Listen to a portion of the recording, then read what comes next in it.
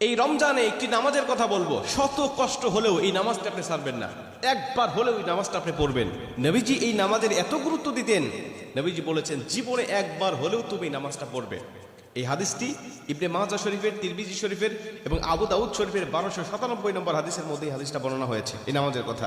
নবীজি তার চাচা আব্বাস রাদিয়াল্লাহু তাআলা আনহুকে ডাক দিয়ে বলছেন, চাচা আমি আপনাকে এমন একটি নামাজের কথা বলছি, এই নামাজটা আপনি প্রতিদিন একবার হলেও আপনি আদায় করবেন। চাচা যদি প্রতিদিন সম্ভব না হয়, অন্তত সপ্তাহে একবার হলেও আপনি নামাজটা পড়বেন। যদি সপ্তাহে সম্ভব না হয়, তাহলে আপনি মাসে অন্তত একবার এই নামাজটা আদায় করবেন। চাচা যদি মাসেও আপনার পক্ষে কষ্টকর হয়ে যায়, বছরে একবার পড়বেন। যদি বছরেও না পারেন, জীবদ্দশায় অন্তত একবার হলেও নামাজটা পড়বেন। কারণ এই নামাজটা এত পাওয়ারফুল নামাজ। এই নামাজটা আদায় করার কারণে আপনার প্রকাশ্যে অপ্রকাশ্যে যত গুনাহ করেছেন, আপনার ইচ্ছায় অনিচ্ছায় যত গুনাহ করেছেন, আপনার অতীত জীবনে যত গুনাহ করেছেন, সব গুনাহ আল্লাহ আপনাকে ক্ষমা করে দিবে। চাচা এই নামাজটার নিয়মটা একটু ব্যতিক্রম। এই নামাজটাকে বলা হয় সালাতুত তাসবিহ। এই নামাজের মধ্যে অতিরিক্ত কিছু তাসবিহ পাঠ করতে হয়। সুবহানাল্লাহ, আলহামদুলিল্লাহ, লা ইলাহা ইল্লাল্লাহ, আল্লাহু আকবার। এই চারটা তাসবিহ একত্রিত করে সুবহানাল্লাহি ওয়াল হামদুলিল্লাহি ওয়া লা ইলাহা ইল্লাল্লাহু আল্লাহু আকবার, এই তাসবিহগুলো, এই বাক্যগুলো এখানে পাঠ করতে হয়। 4 রাকাত বিশিষ্ট এই নামাজ সালাতুত তাসবিহ 4 রাকাত পড়তে হয় এক নিয়তে। 4 রাকাত নামাজে প্রতি রাকাতে 75 বার করে করে মোট 300 বার এই তাসবিহটা পাঠ করতে হয়। সুবহানাল্লাহি ওয়াল হামদুলিল্লাহি ওয়া লা ইলাহা ইল্লাল্লাহু আল্লাহু আকবার, এই তাসবিহটা, এই দোয়াটা 75 বার করে করে প্রতি 4 রাকাতে মোট 300 বার করে আপনি পাঠ করবেন। কি নিয়মে পাঠ করবেন আমি আপনাকে নিয়মটা শেখাচ্ছি। আবু দাউদ শরীফের 1297 নম্বর হাদিসের মধ্যে যে নিয়মটা এসেছে, আমি এই নিয়মটা আপনাকে শেখাচ্ছি। আমাদের সমাজে আর বেশ কিছু মানুষ বেশ কিছু নিয়ম বলে, কিন্তু আমি আপনাকে হাদিস থেকে সরাসরি নিয়মটা জানাচ্ছি। এটা আপনি রেকর্ড করে নেন, খাতা কলম থাকলে লিখে নেন।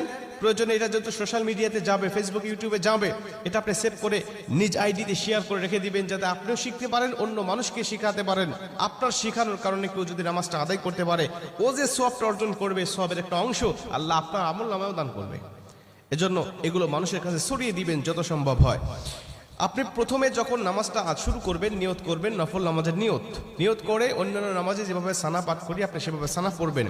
অন্যান্য নামাজে যেভাবে সূরা ফাতিহা পড়ি ওভাবে সূরা ফাতিহা পড়বেন। অন্যান্য নামাজে সূরা ফাতিহার পরে যেভাবে সূরা মিলান ওইভাবে সূরা মিলাবেন। সূরা মিলানোর পরে রুকুতে যাবার আগে দাঁড়ানো অবস্থায় আপনি 15 বার এই তাসবিহটা পাঠ করবেন। সুবহানাল্লাহি ওয়াল হামদুলিল্লাহি ওয়া লা ইলাহা ইল্লাল্লাহু আল্লাহু আকবার। এই তাসবিহটা পাঠ করলেন 15 বার। 15 বার পাঠ করার পর আপনি রুকুতে চলে গেলেন। রুকুতে গিয়ে রুকুর যে তাসবিহটা আছে, তাসবিহটা পাঠ করার পরে সুবহান রাব্বিল আযীম বলার পরে আপনি এই তাসবিহটা আবার পাঠ করবেন 10 বার। সুবহানাল্লাহি ওয়াল হামদুলিল্লাহি ওয়া লা ইলাহা ইল্লাল্লাহু আল্লাহু আকবার। এই 15 বার আর 10 বার 25 বার। এরপরে আপনি রুকু থেকে উঠে দাঁড়ালেন, দাঁড়ানোর অবস্থায় আপনি আবারও 10 বার পাঠ করবেন। তাহলে হলো 10 আর 25 35 বার।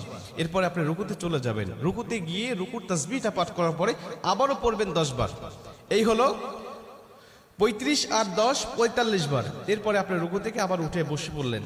বসার পরে আপনি আবার পড়বেন 10 বার। 45 আর 10 55 বার। এরপরে আপনি আবার রুকুতে চলে যাবেন। রুকুতে গিয়ে রুকুর তাসবিহ পাঠ করার পরে আবার পড়বেন 10 বার।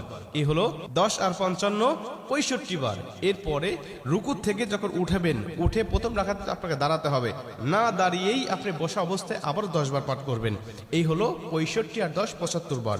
দ্বিতীয় রাকাতে ঠিক একই নিয়মে, তৃতীয় রাকাতে ঠিক একই নিয়মে, চতুর্থ রাকাতেও একই নিয়মে এই 4 রাকাতে 75 বার করে করে যখন 300 বার পাঠ করে আপনি সালাম ফিরিয়ে নামাজটা শেষ করবেন, সালাতুত তাসবিহ নামাজটা আপনার আদায় হয়ে গেল।